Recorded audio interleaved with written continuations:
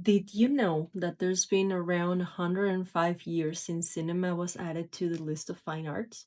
And actually, we get our first real definition of what art is from Charles Watteau. He was a writer on aesthetics in 1740 in France. He wrote a book called The Fine Arts Reduced to a Single Principle. This book was an attempt to unify different theories in taste and beauty and create one single principle that would define fine art. He said that fine arts are always an imitation of nature, and his idea was that arts were just a cause of pleasure. Almost 200 years after that, in the early 1920s, the first film theoretician, Ricciotto Canuto, published his manifesto, The Birth of the Seventh Art. And of course, as the name says, this manifesto considers cinema as the seventh art. He saw film as that medium that combined different disciplines, mostly spatial arts like architecture, painting, and sculpture, and the temporary arts like music and dancing. He wrote that cinema has that ability to evoke emotions and to tell stories that is unlike any other art form.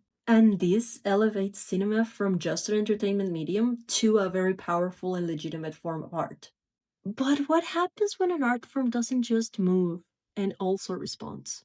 Every new art form seems to be born from testing the limit of a combination of multiple other disciplines. Cinema definitely merged art, rhythm, and narrative into motion.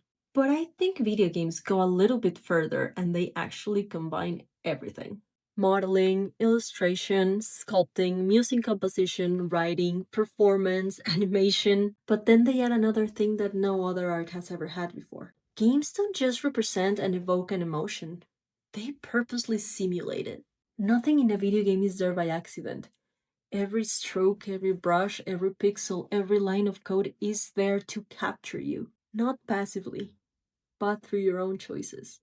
It's been more than a century that we added a fine art to the list. So, if cinema was added as the seventh, what is actually stopping us to name games the eighth?